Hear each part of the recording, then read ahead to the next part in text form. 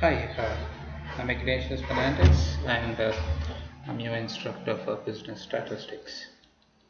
And we are starting with Unit 1, that is data analysis. And this is the first module in this chapter for Unit 1. What we would be doing in this module is talk about why are we studying this particular subject, the need for this subject.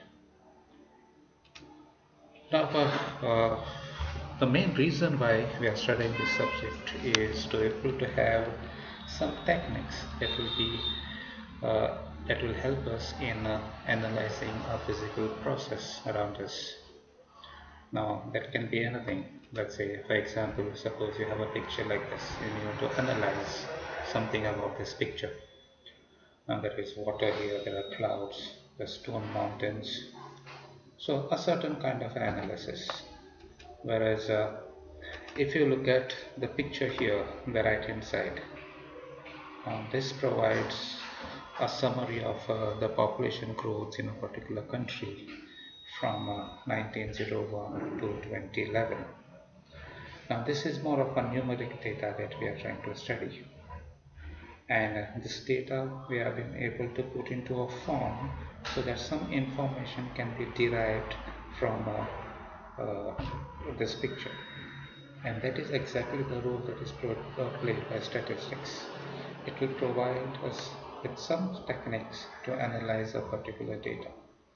And this particular picture here will give us some information, like you'll see that from 1901 to 1961 there is an increase in the population, while there is a decrease from 1961 to 2001, and then again there is an increase, or some kind of a simple information that you can derive at this point. So what is statistics? Statistics is the science of collecting, organizing, presenting, analyzing, and interpreting numerical data. Okay? And this is precisely to derive some kind of a useful information, some conclusion from the data that you are trying to study. Let's say, for example, suppose I ask you to find out which is the most preferred car brand in your state. How will you find? One way is to go go in each and every corner of the state and try to count or find out which car has been used in that particular region, or in that particular village, and so on. Now this is very time consuming. That's because you have to go and cover each and every place in the state, find out the number of cars, of which cars they're using, and then accordingly you have to gather all this data and try to come out with some conclusion. Now, and this will include time, cost, money.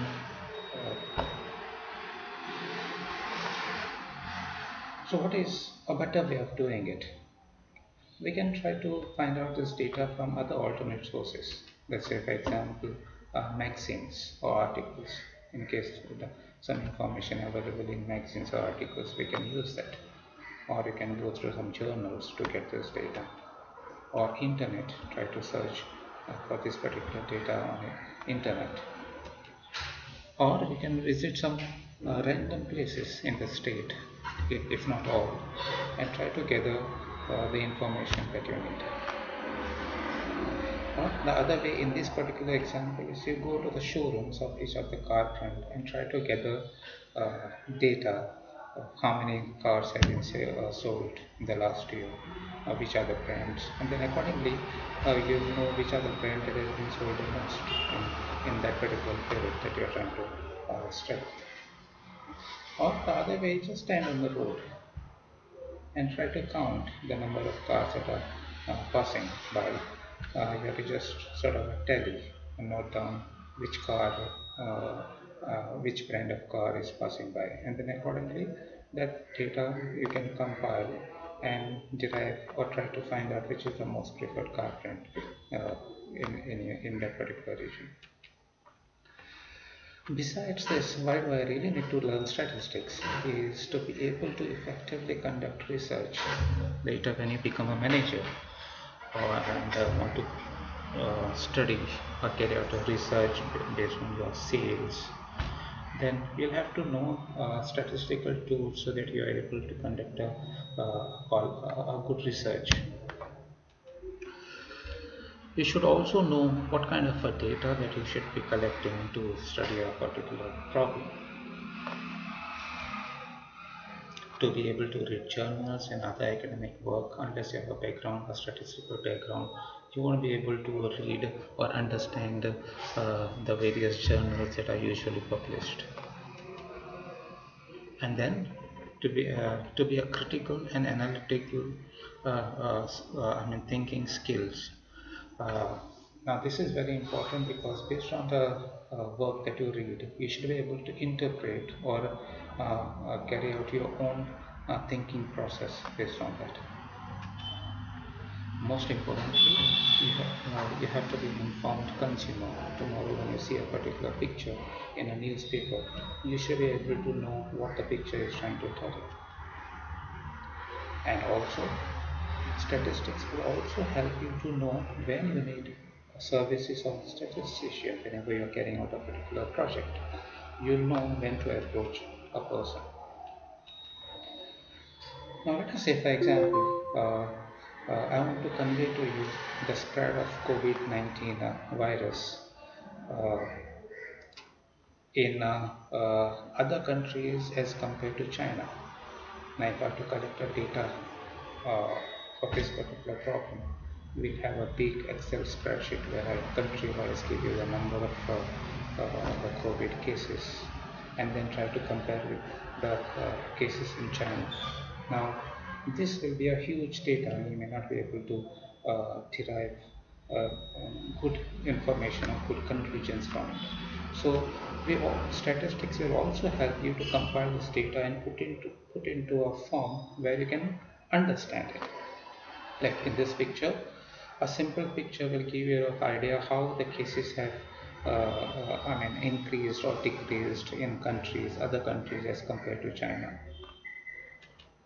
And without statistical tools, this is going to be a difficult task, to analyze a particular data. Now, what are types of statistics? Now, when we say statistics, it is broadly divided into two types. One is the descriptive statistics, and the other one is inferential statistics. Descriptive statistics is where you try to describe a data, try to find out what is the behavior of the data points inside the set, find out mean, median, mode. And once you have described the data, understood the properties of it, then you try to use it for some purpose to derive some conclusion or try to estimate something in the future. That part is called as inferential statistics. When it comes to analyzing the data, there are two ways of doing it.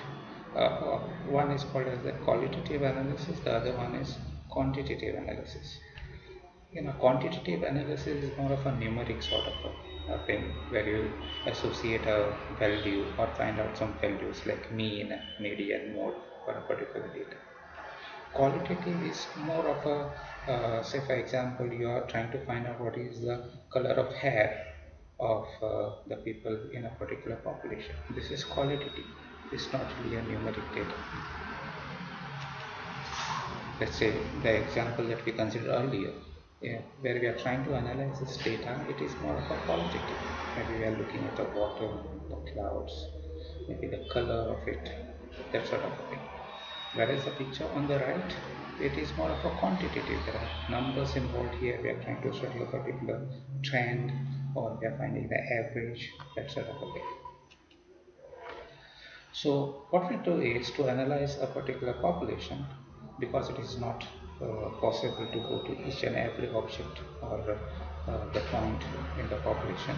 We derive a sample from it, and we try to study this sample. And based on this sample, then we try to look at the behavior of the entire population. So from a population, we take a sample and we try to find out values for this sample, which are called as statistics. Now if you try to find out the value for the entire population, it is called as parameter. So statistic is for sample and parameter is for population. The role played by them is the same, except that one is for the smaller portion, and the other one is for the entire population. Now, the way we collect sample from a population is called a sampling theory. Now, in case we are trying to derive conclusions for the entire population based on the statistic for the sample, then that is called as inference, a statistical inference. So it is something like we try to estimate the value of the parameter of the population based on the statistic of the sample. Now that will be called as inferential statistics. Let's say, for example, suppose I have this population of which I want to find out the mean. Let's say I want to find out the average income of all the people in Goa. Now if I can find out the income of all the people in Goa and then I can find out the average, this average is called as the parameter. So mu is a universal notation that is used for population. Whereas if I take a small sample from this population and find out its mean, this mean here will be called a statistic. The only thing is that when you are collecting a sample from a population, you have to make sure that the sample is a very good representation of the entire population. Let's say, for example, in the first figure, the top figure that we see here, from this population you are taking a sample. Now, you'll see that this sample is more likely to be biased because it has been selected only from one particular part of it. So, whatever analysis that you do by using this sample may not be appropriate for the entire population. Whereas this picture, if you see, this sample you are taking, the sample points are from scattered parts. So this sample is a better representative of this population as compared to this sample for this population. So whenever you are taking a sample, you have to make sure that this sample is a very good representation of the entire population. So the basic difference between population and sample is that the population is a collection of all possible individuals, whereas a sample is a part of the population or a portion that we are interested in. Parameters are numbers that summarize data for an entire population, whereas statistic is for sample, the same value that we are looking at, but it is for the sample. A variate is a descriptive number or a label associated with population. And what role is played by variate for population is played by attribute for sample. So in case of population, we call a variate any label that we assign. In case of sample, we call it as an attribute.